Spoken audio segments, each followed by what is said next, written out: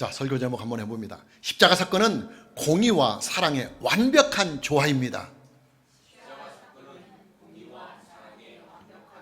다시 한번 해봅니다. 예수님의 십자가 사건은 공의와 사랑의 완벽한 조화입니다.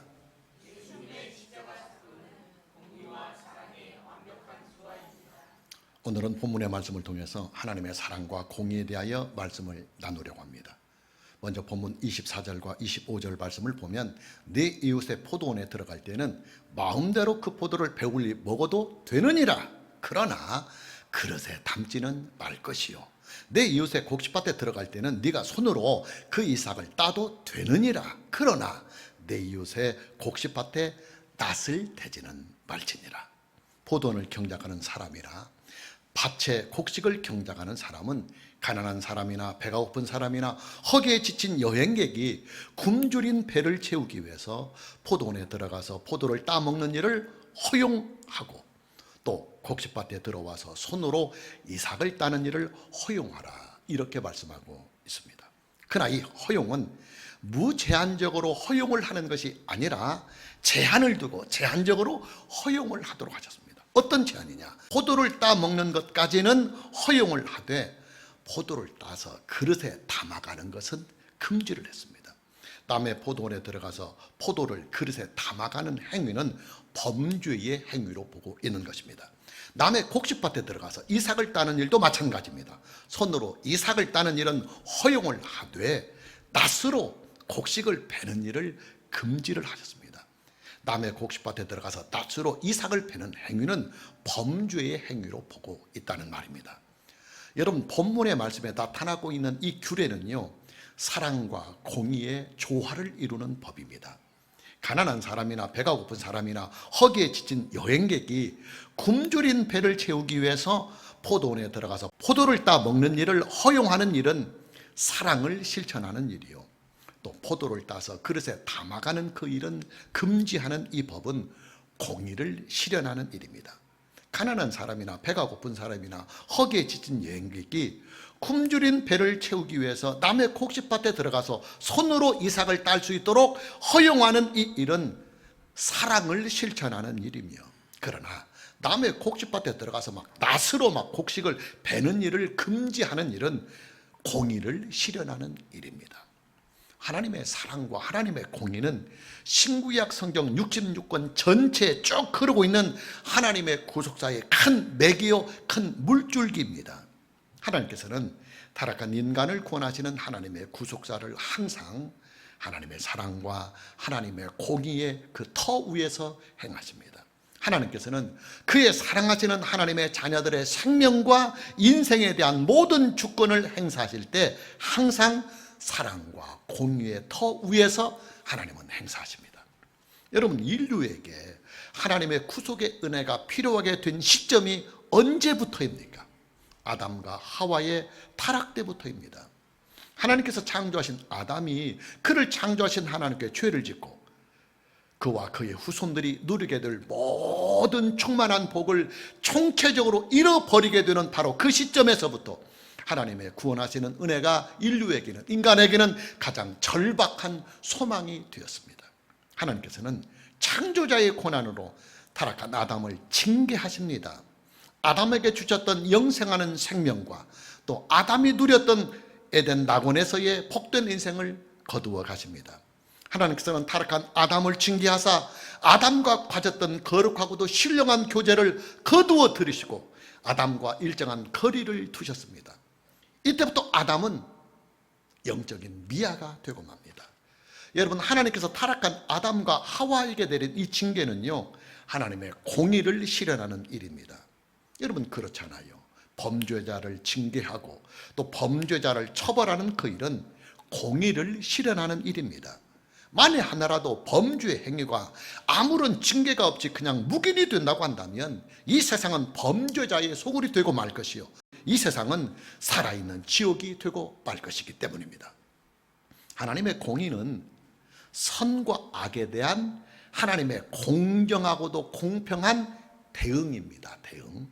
다시 합니다. 중요한 말이기에 하나님의 공의는 선과 악에 대한 하나님의 공정하고도 공평한 대응, 이것을 공의라고 합니다. 하나님께서는 선한 일에는 반드시 복을 주시고 또 악한 일에는 반드시 징계와 심판을 하십니다.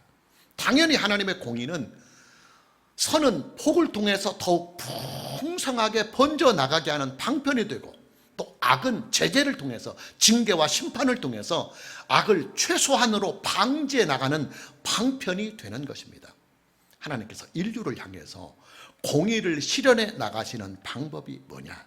하나님의 법을 통해서, 하나님의 말씀을 통해서 이 땅에 하나님의 공의의 역사를 실현해 나가십니다. 하나님께서는 인류에게 하나님의 법을 주셔서 그 법을 통해서 하나님의 공의를 이 땅에 실현해 나가는 것입니다. 법학을 공부하는 사람들이 가장 기초적인 단계에서 배우게 되는 법학 개론이라고 하는 과목이 있습니다. 법학 개론에 보면 법이 존재하는 목적이 무엇인가 하는 내용이 나옵니다. 많은 이론들과 정의들이 있지만 가장 일반적이며 보편적인 정의가 있습니다. 법은 질서와 정의, 질서와 정의를 구현하기 위하여 법은 존재한다. 이것이 법이 존재하는 목적의 일반적이며 보편적인 정의입니다. 법이라고 하는 것은 사회적인 규율입니다. 사람들이 함께 어우러져서 살아가는 곳에는 반드시 규율이 필요합니다. 규율이 있어야 질서가 바로 서고, 규율이 있어야 정의가 구현이 되기 때문입니다. 무엇으로 여러 사람들을 규율해 가느냐? 법으로 하는 것입니다. 법으로. 여러분, 이 세상에 법이 없으면요, 규율이 안 됩니다. 질서를 잡을 수가 없고 정의를 구현해 나갈 수가 없습니다. 하나님의 법은 인류를 규율해 나가시는 하나님의 통치의 방법이십니다. 하나님께서는 하나님의 법을 통해서 인류의 질서를 바로 잡아가시며, 또 하나님의 법을 통해서 인류에게 하나님의 공의를 정당하게 행사해 나가시며 하나님의 공의를 이 땅에 실현해 나가시는 것입니다. 하나님께서 인류에게 주신 최초의 법이 무엇이냐? 인류의 첫 조상인 아담에게 주신 하나님의 법입니다. 우리가 참고구절로 창세기 2장 16절과 17절 말씀을 보면, 여호와 하나님이 그 사람에게, 즉 아담에게 명하여 이르시되 동산 각종 나무의 열매는 네가 임으로 먹되 선악을 알게 하는 나무의 열매는 먹지 말라. 네가 먹는 날에는 반드시 죽으리라 그랬습니다. 창세기 2장 16절 말씀을 보면 여호와 하나님이 그 사람에게 명령하여 이르시되 그랬습니다. 하나님께서는 창조자의 권한을 가지고 하나님께서 창조하신 아담에게 명령을 주셨습니다. 하나님께서 아담에게 주신 이 명령은 하나님의 법입니다. 창조자의 명령이요, 통치자의 명령이요, 생명과 인생의 주님으로서 주시는 명령입니다. 법의 체계를 보면 기본법, 기초법인 헌법이 가장 위에 있습니다. 그리고 그 바로 밑에 국회의 의결을 거쳐서 만들어진 법률이 있습니다. 그리고 대통령이나 총리, 그리고 각 부처의 장관들이 명령을 통해서 주어지는 법이 있습니다. 대통령의 명령을 대통령령이라고 하고, 총리의 명령을 총리령이라고 하고, 정부 각처의 장관들의 명령을 부령이라고 합니다. 다 법입니다. 여러분, 대한민국의 대통령의 명령이나 또 대한민국의 총리의 명령이나 대한민국의 장관들의 명령은요, 단순한 말이 아니라 대한민국의 법입니다. 이게 법의 체계입니다. 그러게 명령을 어기는 자는 법의 처벌을 받습니다. 법을 어긴 것이 되는 것입니다. 하나님께서 아담에게 주신 이 명령은 하나님의 법입니다. 하나님께서는 창조자의 권한과 통치자의 권한으로 아담에게 명령으로 하나님의 법을 주셨습니다. 아담아, 너는 동산 각종 나무의 열매는 네가 임으로 먹되 선악을 알게 하는 나무의 열매는 먹지 말라. 네가 그것을 먹는 날에는 반드시 죽으리라 하고 말입니다. 여러분, 하나님께서 아담에게 주신 이 명령은요, 아담을 규율해 가시는 창조자의 통치의 방편입니다. 하나님께서는 아담에게 주신 이 법을 통해서 아담과 그의 후손들을 규율해 가시면서 하나님의 창조의 질서와 하나님의 창조의 공의를 이 땅에 실현해 나가고 이루어 가시는 것입니다. 그러나 안타깝게도 아담은 하나님의 법을 거역하고 말았습니다. 마귀의 꼬임에 빠져버린 아담은 하나님의 법을 하나님의 간섭이라고 오해를 해서 하나님의 법을 거역하고 맙니다. 당연히 하나님께서는 하나님의 법을 거역한 아담에게 징계를 내릴 수밖에 없습니다. 하나님께서는 이 징계를 통해서 하나님의 공의를 실현해 나가셔야 하기 때문입니다. 법은 속성을 가지고 있어요. 법이라고 하는 것은 법을 지키는 자들에게는 법이 그를 지켜주는 든든한 방패막이가 됩니다. 그러나 법은 법을 어기는 자에게는 강력하게 그 법대로 처벌을 하는 속성을 법은 가지고 있습니다. 여러분, 신명기에서 계속해서 반복이 되고 있는 주제가 뭐라고 그랬습니까? 하나님의 법, 하나님의 말씀에 대한 순종의 요구입니다. 하나님께서는 이스라엘의 창조자요, 이스라엘의 구원자의 자격과 권한을 가지시고 이스라엘 자손들에게 하나님의 법을 주셨습니다. 이스라엘 자손들이 하나님의 법을 잘 지키면 하나님께서는 이스라엘 자손들에게 주신 그 법대로 이스라엘 자손들에게 복을 주시며 그들의 나라와 그들의 가정과 그들의 인생을 든든하고 안전하고 건강하고 행복하게 지켜줄 것입니다. 그러나 이스라엘 자손들이 하나님의 법을 거역하며 살아간다고 한다면 하나님께서는 그들에게 주신 하나님의 법대로 그들을 징계하실 수밖에 없는 것입니다. 그래서 신명기는 계속해서 하나님의 백성, 하나님의 자녀들의 공동체인 이스라엘 자손들에게 하나님의 법을 순종해 가라고 계속 선포를 하고 있는 것입니다. 아담과 하와는 그들에게 주신 하나님의 법을 거역했습니다. 당연히 하나님께서는 하나님의 법대로 아담과 하와에게 징계를 하십니다. 악인을 징계하시는 하나님의 징계는 하나님의 공의를 이 땅에서 실현해 나가는 하나님의 공의의 실천의 방편이 되기 때문입니다. 자, 중요한 것은 타락한 아담과 하와를 징계하신 하나님께서는 징계로만 끝나는 것이 아니라 곧바로 그들을 하나님의 사랑으로 보듬어 주셨다고 하는 이 사실입니다. 우리가 다시 참고절로 창세기 3장 21절 말씀을 봅니다. 여호와 하나님이 아담과 그의 아내를 위하여, 이것은 타락한 후에 벌어지는 상황입니다, 가죽옷을 지어 입히시니, 가죽옷을 지어 입히시니 그랬습니다. 여러분, 하나님께서 타락한 아담과 하와를 위해서 가죽옷을 지어 입히셨다고 하는 이 사실은요, 하나님의 구속사를 예표하고 상징하는 몇 가지의 의미가 담겨져 있습니다. 첫째는 하나님께서 아담과 하와의 부끄러운 수치, 죄악의 수치를 가리워 주셨다 하는 상징성이 있습니다. 하나님께서는 타락한 아담과 하와가 그 타락의 후유증으로 말미암아 자기 자신들의 벌거벗은 그 몸을 부끄러워하고 수치스러워하는 그 모습을 보시고 그들의 수치를 감추어 주시기 위해서 가죽옷을 손수 지어 입히셨습니다. 타락하고 범죄한 아담과 하와를 향하신 하나님의 사랑이셨습니다. 둘째로, 하나님께서 타락한 아담과 하와를 위하여 가죽옷을 지어 입히셨다고 하는 이 사실은 에덴을 떠나서 이제는 거친 세상을 향하여 나아가는 아담과 하와를 위해서 하나님께서 친히 따뜻하고 튼튼한 옷을 지어 입혀 주셨다고 하는 말씀입니다. 아담과 하와를 향하신 하나님의 사랑인 것입니다. 셋째로, 하나님께서 타락한 아담과 하와를 위해서 가죽옷을 지어 입히셨다고 하는 이 사실은 예수 그리스도의 구속의 은혜를 예표하고 상징하는 아주 중요한 사건입니다. 하나님께서 아담과 하와에게 가죽옷을 지어 입히시려면 희생의 짐승이 피를 흘리며 죽어야만 가능한 일입니다. 당연히 이 사건은 예수 그리스도의 십자가 사건을 예표하고 상징하는 아주 중요한 사건입니다. 여러분, 여기에 등장하고 있는 희생의 그 짐승은요, 구약의 제사에 사용되었던 바로 그 희생 제물의 시작입니다.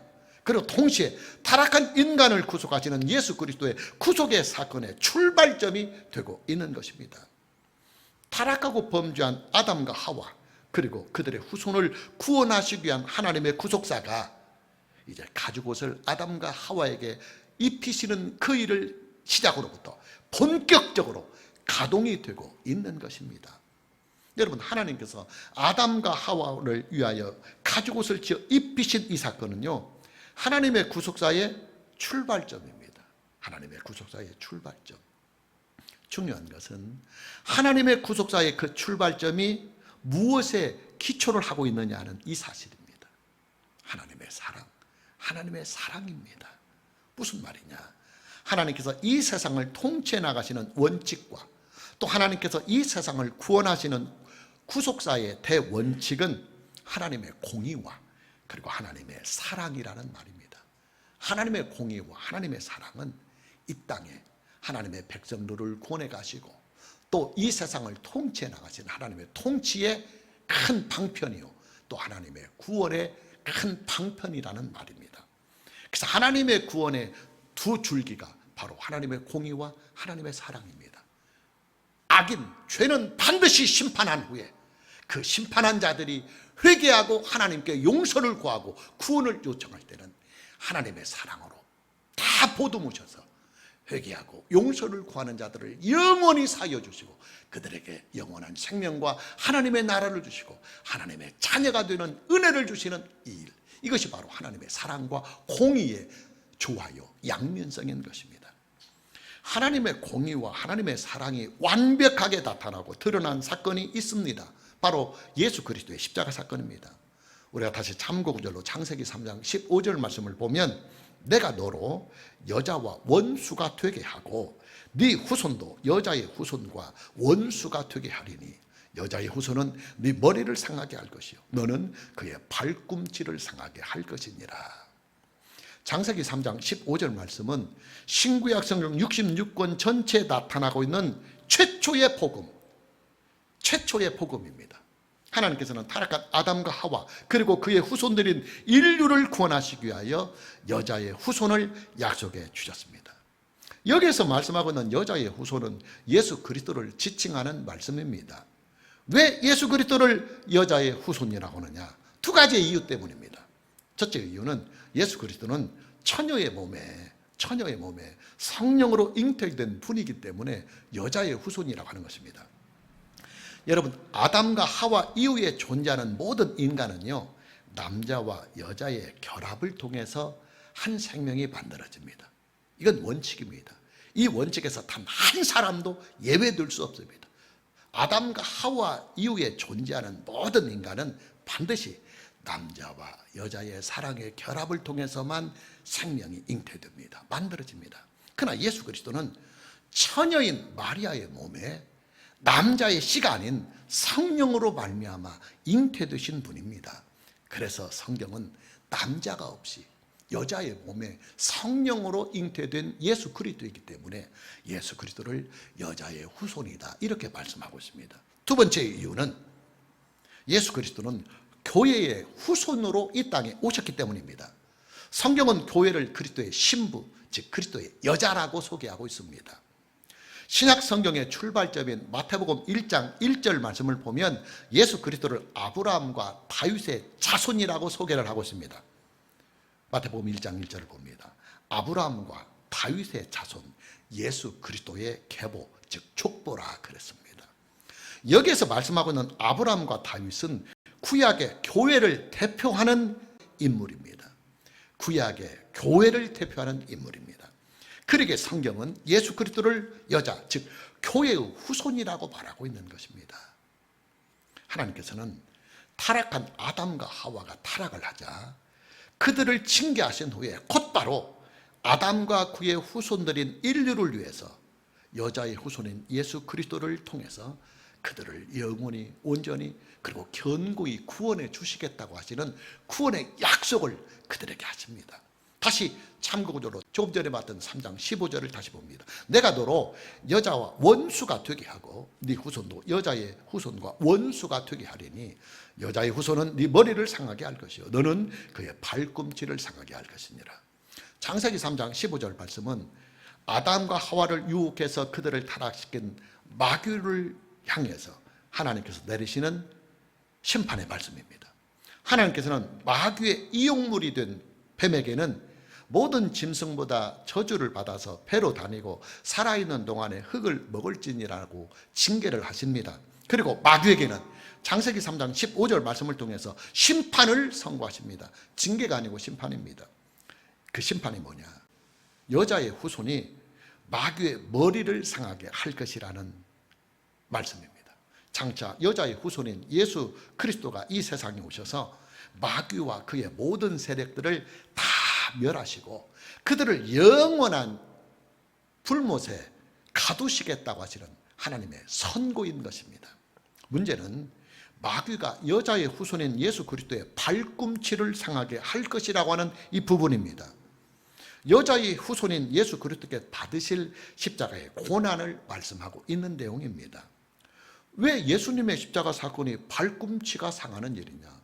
여러분, 예수님은 십자가에서 완전히 죽으셨습니다. 그런데 왜 죽으신 예수님의 그 사건을 통해서 발꿈치가 상했다, 머리가 상했다고 말하지 않고 발꿈치가 상했다고 말씀하시느냐? 예수님은 죽었다가 다시 살아나시기 때문입니다. 할렐루야. 여러분, 마귀는요, 사내들인 공회와 빌라도 총독을 이용해서 예수님을 십자가에 못 박아 죽였습니다. 그러나 예수님께서는 3일 만에 죽은 자들 가운데서 다시 살아나셨습니다. 죽었다가 다시 살지 못했으면 머리가 깨졌다고 표현을 하겠죠. 그러나 죽었다가 다시 살아나셨으니까 이것은 죽은 것이 아니고 잠시 상한 것이기 때문에 발꿈치가 상했다 하는 것입니다. 중요한 것은 예수님께서 왜 그렇게 구태여 죽으셔야만 하는가 하는 이 부분입니다. 여러분, 우리가 알다시피 예수님은 하나님의 독생자이십니다. 삼위일체로 존재하시는 전능하신 하나님이십니다. 예수님께서는 완전한 인간이 되신 분이시지만 그러나 예수님의 인성 안에는 하나님의 완전하신 신성이 함께 연합이 되어 있습니다. 그래서 예수님은 모든 능력을, 전능하신 능력을 행하실 수 있는 분이시고 실제로 그런 능력들을 예수님의 공생애를 통해서 나타내 보이셨습니다. 당연히 예수님께서는 그 능력을 가지고 예수님을 십자가에 못 박으려고 하는 그 모든 무리들을 현장에서 다 멸하실 수가 있습니다. 그러나 예수님께서는 그 모든 능력을 잠재하시고 십자가에 죽으셨습니다. 더군다나 예수님께서는 십자가에 못 박혀 죽으신 후에 다시 3일 만에 살아나셨습니다. 그러니까 다시 살아나고 뭐라고 왜 구태여 죽느냐 그 말입니다. 죽을 것이면 그냥 죽으면 되는데 죽었다가 3일 만에 다시 살 것이는데 왜 죽음이라고 하는 그 과정 절차를 꼭 거쳐야만 하느냐, 십자가의 고난의 길을 왜 꼭 거쳐야 하는 이 부분입니다. 이뿐만 아닙니다. 예수님께서 가시는 십자가의 길은 아주 잔인하고도 무서운 고통의 길입니다. 인간이 견딜 수 있는 한계 상황을 초월하는 아주 두려운 길입니다. 그래서 그 당시 현행법인 노마의 법에서도, 그 당시 노마의 법이 세계에서 최고의 법이고 지금 세계 모든 나라들이 사용하는 모든 법의 기초는 노마법에 기초할 정도로 노마법은 그렇게 그 당시에 완벽했었습니다. 근데 그 노마법에 의하면 십자가의 형벌이 너무 잔인하기 때문에 십자가의 형벌을 범으로 금지할 정도로 십자가의 형벌이 그렇게 잔인했어요. 자, 그런데 예수님께서는 하나님의 독생자요 전능하신 하나님의 신분으로 또 자기를 죽이려고 하는 그 모든 자들을 능히 멸하실 수 있는 능력이 있음에도 불구하고 왜 그토록 완전한 인간이 되어서 그 험한 길을, 그 고통을 당하면서 십자가의 길을 가셔야만 했느냐는 이 부분입니다. 여러분, 예수님의 십자가 사건은요, 하나님의 공의와 하나님의 사랑이 완벽한 조화를 이루어 나타난 역사적인 사건입니다. 먼저 예수님의 십자가 사건에 나타나고 있는 하나님의 공의를 봅니다. 예수님은 타락한 아담과 그의 후손들인 인류를 구속하기 위하여 이 세상에 속죄의 양으로 오신 분이십니다. 구속이라고 하는 것은 죄값을 대신 치른다는 말이에요. 타락한 인간에게 있는 모든 죄값을 예수님께서 다 대신 치르신다 그 말이에요. 타락한 인간에게 있는 죄값이 뭐냐? 죽음입니다. 사형입니다. 우리가 다시 참고구절로 창세기 2장 17절 말씀을 보면 선악을 알게 하는 나무 열매는 먹지 말라. 네가 먹는 날에는 반드시 죽으리라. 법으로 이 말씀을 풀이해 보면 죽음이라고 하는 이 말은 사형이라는 말입니다. 내가 명한 이 법을 어기게 될 경우에 너의 죽은 중대한 범죄이기 때문에 내가 반드시 사형에 처하겠다 하는 법조문입니다. 여러분에게 죄형 법정주의에 대하여 여러 차례 말씀을 드린 일이 있어요. 굉장히 중요합니다. 우리가 성경을 알려면, 죄와 구원을 알으려면 일사부재리 원칙하고 죄형 법정주의는 알아야 합니다. 죄형 법정주의라고 하는 것은 그게 두 가지를 규정해 놓은 원칙입니다. 첫째, 죄는 사람들이 주관적으로 임의적으로 정하는 것이 아니라 반드시 법으로만 죄를 정한다 하는 원칙입니다. 역으로 말하면 법이 없으면 죄도 없다는 것입니다. 그래서 우리들 주변에 법이 없는 신종 나쁜 일들이 간혹 발생합니다. 법보다 죄가 빨리 일어나서 법으로 규정된 것 이외에 신종의 악한 행위들이 일어날 때 처벌을 못해요. 왜냐하면 법이 아직 그것을 죄라고 규정을 못하고 있기 때문에 법이 못 따라가는 것입니다. 그래서 바로 다시 새로운 법을 만들어서 그것을 제정해야만 그 악한 일을 하는 사람을 법으로 처벌을 할 수가 있어요. 그러니까 죄형 법정주의라고 하는 것은, 죄라고 하는 것은 반드시 법으로만 정한다 하는 것입니다. 두 번째, 죄에 대한 처벌 역시도 사람이 임의로 하는 것이 아니라 반드시 법으로만 처벌을 한다 하는 것이 죄형 법정주의입니다. 역으로 말하면 법이 없으면 처벌도 못해요. 그래서 우리가 이제 윤리적으로, 도덕적으로 우리가 전통적으로 보면 저건 나쁜 짓이 분명한데 법이 가만히 있어요. 왜냐하면 법에 처벌 규정이 없거든요. 그럴 때는 처벌을 못합니다. 왜냐하면 우리나라는 세계 모든 나라들이 다 죄형 법정주의의 원칙을 따르고 있기 때문입니다. 자, 창세기 2장 17절 말씀은 하나님께서 아담과 그의 후손인 인류에게 주시는 하나님의 최초의 법입니다. 근데 이 법을 죄형 법정주의의 원칙에서 보면 두 가지 사실이 분명하게 나타나고 있습니다. 창세기 2장 17절 말씀을 보면 죄가 무엇이며, 그 다음에 죄에 대한 처벌을 어떻게 할 것인지 죄형 법정주의의 두 가지 원칙이 분명하게 나타나 있습니다. 죄가 뭐냐? 하나님을 거역하고 하나님의 말씀을 거역하는 행위가 죄다. 성경은 분명히 못 받고 있습니다. 여러분, 하나님의 나라는요, 왕정 국가의 형태로 존재하는 나라입니다. 여러 번 말씀을 드리지만 공화정 국가가 아닙니다. 사람이 나라를 대표하는 사람을 선거와 투표를 통해서 세워서 만들어지는 나라가 아니라 왕이 나라를 만들고 백성을 선택해서 왕이 주권을 가지고 다스리는 나라, 이것을 왕정 정치라고 하는데, 하나님의 나라는 바로 왕정 정치가 실현되는 나라입니다. 공화정 국가가 아닙니다. 왕정 국가에서는 왕의 말이 곧 법입니다. 당연히 왕정 국가에서는 왕을 거역하는 행위가 최고의 범주며, 그리고 왕의 말을 거역하는 행위가 최고의 범주입니다. 이것을 왕정 국가에서는 반역죄라고 그럽니다. 반역죄. 왕을 거역하는 죄, 왕의 말을 거역하는 죄, 이것을 반역죄라고 합니다. 왕정 사회에서 반역죄는 최고의 중죄이고, 그렇기 때문에 당연히 최고의 처벌, 보통 5족, 3족 아니면 9족까지 멸했기도 했습니다. 창세기 2장 17절 말씀에서 규정하고 있는 이 죄는 하나님을 반역하는 행위입니다. 창조자요 통치자신 하나님을 거역하고 만왕의 왕이신 하나님의 말씀을 거역하는 것이 죄다. 이것이 창세기 2장 17절 말씀에 나타나는 죄형 법정주의에서 첫 번째, 죄가 무엇이냐고 하는 것에 대한 명백한 성경의 말씀이고 하나님의 선포입니다. 아담과 하와의 범죄는 하나님을 거역하고 하나님의 말씀을 거역한 죄입니다. 선악을 알게 하는 나무의 열매는 먹지 말라고 하신 하나님의 말씀을 정면으로 거역한 반역죄에 해당하는 것입니다. 창세기 2장 17절 말씀에는 다시 죄형 법정주의의 두 번째 원칙인 죄에 대한 처벌도 규정이 되어 있습니다. 그 처벌이 뭐냐? 법정 최고형인 사형입니다. 다시 창세기 2장 17절 말씀을 참고 구절로 봅니다. 선악을 알게 하는 나무의 열매는 먹지 말라. 네가 먹는 날에는 반드시 죽으리라. 사형이다 하는 것입니다. 왕이신 하나님의 말씀을 거역하는 반역의 행위를 했으니까 법정 최고형인 사형으로 내가 다스리겠다 하는 하나님의 선포인 것입니다. 여러분, 인간의 죽음은요, 죄의 결과입니다.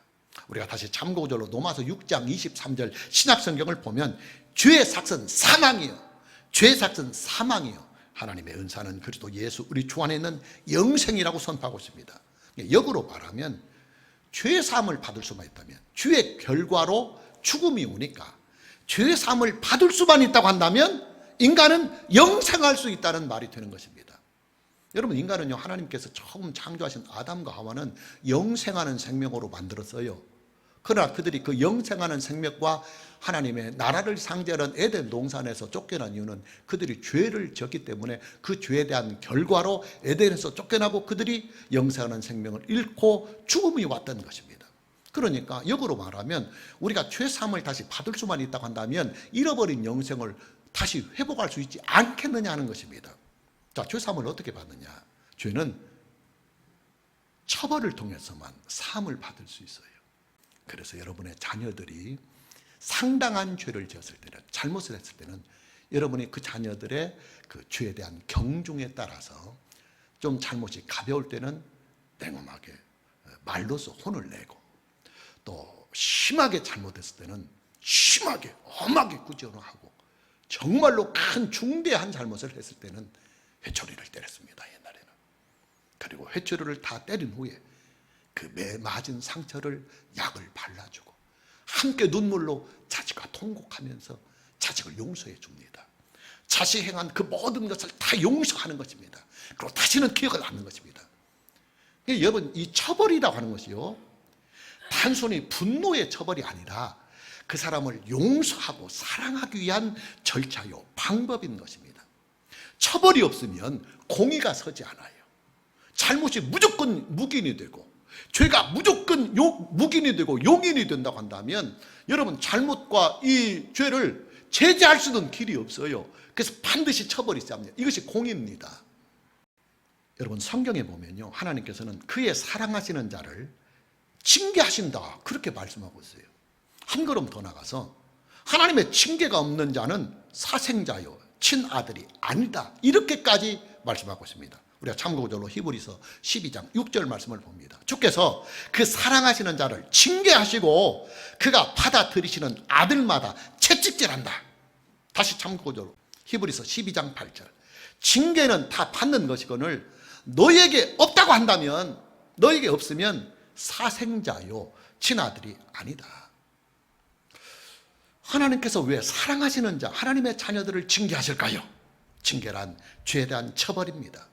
하나님께서는 그의 사랑하시는 자들이 죄를 지으면 징계를 통해서 처벌을 하시고, 처벌을 하신 후에는 그 죄를 깨끗이 용서해 주십니다. 우리가 죄의 고백에 대하여 하나님의 그 용서의 선포를 하실 때 예레미야 31장 34절 말씀을 가지고 선포하잖아요. 다시는 우리의 악행을 기억하지 아니하시겠노라. 우리의 죄를 용서하신 하나님께서는 다시는 우리의 죄에 대하여 거론조차 하지 않고 기억조차 하지 아니하시겠노라고 성경은 선포하십니다. 결국 징계란, 처벌이란 하나님의 공의를 실현하고 동시에 하나님의 사랑을 통해서 그의 잘못을 완벽하게 용서하시고 하나님의 사랑으로 그를 보듬어가시기 위한 하나님의 공의와 사랑의 방편이라는 것입니다. 결국 뭐냐? 하나님의 징계는 하나님의 공의와 하나님의 사랑이 나타나는 아주 중요한 하나님의 통치의 방편이라는 말입니다. 하나님께서 아담과 그의 후손들에게 내리신 징계도 마찬가지입니다. 하나님께서 아담과 그의 후손들에게 내리신 징계는 하나님의 공의와 하나님의 사랑을 동시에 이루어 나가시는 하나님의 통치의 방편입니다. 타락한 아담과 그의 후손들은 죽음이라고 하는 징계, 죽음이라고 하는 이 처벌을 통해서 죄사함을 받는 것입니다. 구속이란, 자, 집중해서 들으십시오. 굉장히 중요한 말이고 다른 데서 잘 못 들을 수 있는 말입니다. 구속이란 내가 받아야 할 내 처벌, 내가 받아야 할 내 징계를 예수님께서 대신 받으시는 것입니다. 이것을 구속이라고 합니다. 그래서 예수님의 그 십자가 사건을 구속의 사건이라고 하는 것은 내가 그 십자가에서 동일하게 심판을 받고 사형을 받아야 하는데 내 대신에 죄가 없으신 예수님께서 내 모든 죄에 대한 처벌과 형벌을 십자가를 통해서 받으셨다는 것입니다. 그래서 예수님의 십자가 사건을 구속의 사건이라고 합니다. 자, 여기서부터 중요합니다. 왜 예수님께서 나 대신에 징계를 받고 나 대신에 처벌을 받느냐? 나의 죄를, 이 부분이 진짜 중요합니다. 집중. 나의 죄를 내가 죽어서 사함을 받는 것이 아니라, 여러분, 죄에 대한 용서는 처벌을 통해서 받는다고 그랬습니다. 그리고 우리가 하나님께 지은 모든 죄는 그 처벌이 뭐냐면 사형밖에 없습니다. 사형입니다. 그래서 우리는 죽음을 통해서 죄사함을 받고 죽음을 통해서 용서를 받는 것입니다. 근데 죽어서 용서받으면 그 의미가 없어요. 그잖아요. 죽어서 용서받고 죽어서 사함 받아야 그 의미와 가치가 별로 우리의 생명과 인생에 도움이 안 된다, 그 말이에요. 용서를 받으려면 살아서 받는 것이 우리에게 유익하고 또 진짜로 그 용서의 효용이 오는 거예요. 왜 예수님께서 나 대신에 징계를 받고 내 대신에 처벌을 받느냐면 나의 죄를 내가 죽어서 사함을 받는 것이 아니라 내가 살아 생전에 내가 살아서 죄를 용서받기 위한 하나님의 사랑의 조처이십니다. 죽음으로만 죄 사함을 받는 이 원칙도 지켜가면서 동시에 죽지 않고 용서를 받을 수 있는 길을 찾아내는 것이 바로 예수님의 십자가 사건이며 예수님의 구속의 사건입니다. 예수님께서 나를 대신해서 죽으셨어요. 그래서 내가 죽여야 할 것 예수님이 대신 죽으셨으니까 내가 죽는 것이나 마찬가지예요. 그래서 예수님의 십자가 사건은 하나님의 공의가 이루어지고 그리고 나의 죄에 대한 처벌과 형벌이 예수님의 십자가 사건을 통해서 이루어졌어요. 원칙상 예수님이 십자가에 죽지 않으면 나는 죽음으로 죄를 갚아야 해요. 죽음으로. 근데 죽음이라고 하는 것은 뭐 죽고 뭐 용서받고 뭐 해봐야 별 의미가 없으니까 살아서 나를 용서해 주셔서 그 살아있는 생명이 영원히 영생함을 얻고 그 살아있는 생명이 영생을 누리며 복을 누리게 하시기 위하여 예수님께서 내가 살아있는 동안에 십자가에 죽어서 살아있는 동안에 예수님을 믿게 해서 살아있는 동안에 죄사함을 받고 살아있는 동안에 구원을 받아서 살아있는 동안에 영생하는 생명을 가지고 살다가 영원히 부활을 통해서 천국에서 영생하는 생명을 살고 살아서 구원받고 살아서 용서받았으니까 살아있는 이 땅에서의 삶도 죄에 대한 징계가 다 떠나가고 하나님의 생명과 은혜와 그리고 축복 속에서 살게 하시는 하나님의 놀라우신 사랑의 은혜가 예수님의 십자가 사건을 통해서 나타난다. 할렐루야. 그래서 예수님을 믿는 사람들에게 영생이 주어지는 것입니다. 영생하는 은혜를 죄 때문에 다 잃어버렸는데 살아서 죄사함을 받으니까 영생하는 은혜가 다시 효력을 발생을 하는 것입니다. 예수님을 믿는 자에게 하나님의 나라가 주어지는 일도 마찬가지입니다. 여러분, 아담이 에덴에서 추방을 당한 이유가 뭡니까? 그의 죄 때문입니다. 자, 그렇다고 한다면 죄가 사함을 받기만 한다면 다시 에덴에 들어가서 살아야 되지 않겠습니까? 그래서 예수님을 믿는 사람들은 완전하고도 영원한 에덴인 새하늘과 새 땅으로 주어지는 하나님의 나라에 다시 들어가서 영원히 살아갈 수 있는 것입니다. 인생의 복도 마찬가지예요. 아담과 그의 후손들이 무엇 때문에 저주를 받고 총체적인 복을 다 잃어버리게 되었습니까? 그 역시 죄 때문입니다. 그러니 당연히 죄사함만 받을 수 있다고 한다면 잃어버린 복도 충만하게 다시 회복될 수가 있고 다시 찾을 수가 있습니다. 그래서 예수님을 믿는 사람들에게 현실적인 복도 임하는 것입니다. 이것이 바로 하나님의 사랑입니다.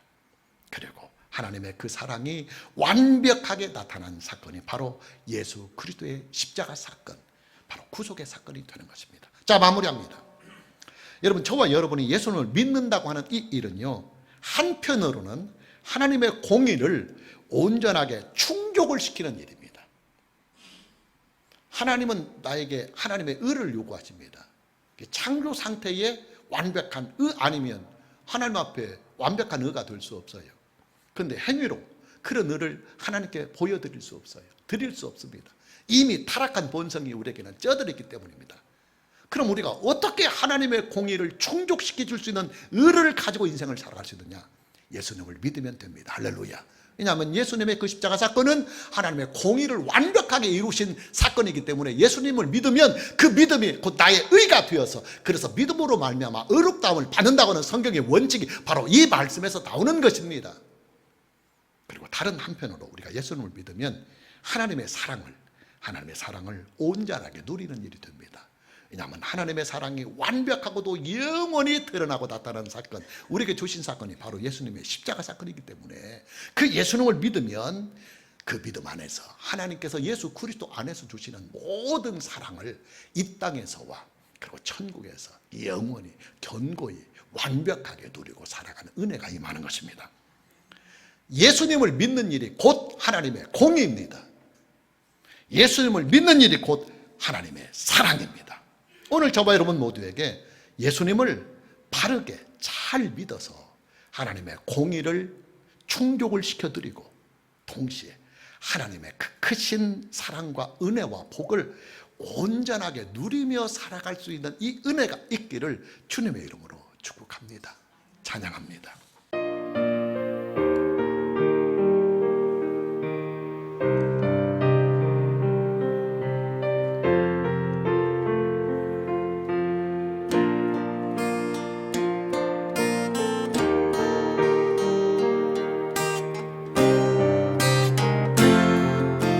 오직 하나님의 은혜만이,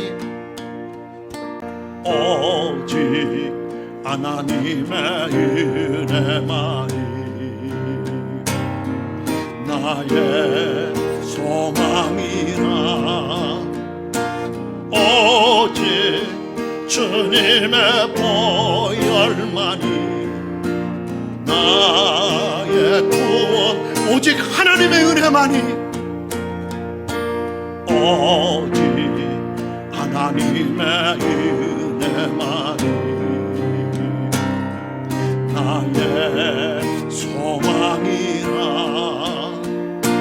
오직 주님의 보혈만이 나의 구원이라. 나를 붙드시는 분, 나를 돌보시는 분, 나를 도우시는 분, 나를 살리시는 분. 오직 주의 은혜뿐, 오직 주의 보혈뿐, 오직 주의 은혜뿐, 오직 주의 다시 처음부터 고백합니다. 오직 하나님의 은혜만이 나의 소망이라. 오직 주님의 보혈만이 나의 구원. 나를 붙드시는, 나를 붙드시는 분, 나를 돌보시는 분, 나를 도우시는 분, 나를 살리시는. 두 손 높이 들고 오직 주의 은혜뿐입니다. 오직 주의 은혜뿐, 오직 주의 보혈뿐, 오직 주의 은혜뿐, 오직 주의 나를 붙드시는 분, 나를 붙드시는 분, 나를 돌보시는 분, 나를 도우시는 분, 나를 살리시는 분. 오직 주님의 은혜뿐입니다. 오직 주의 은혜뿐, 오직 주의 보혈뿐, 오직 주의 은혜뿐, 오직 주의 오직 주의 은혜뿐입니다. 오직 주의 은혜뿐, 오직 주의 보혈뿐, 오직 주의 은혜뿐, 오직 두 손 높여 들고 다시 고백합니다. 오직 주님의 은혜뿐입니다. 오직 주의 은혜뿐, 오직 주의 보혈뿐, 오직 주의 은혜뿐, 오직 주의 오직 주님의 은혜뿐입니다. 오직 주의 은혜뿐, 오직 주의 보혈뿐, 오직 주의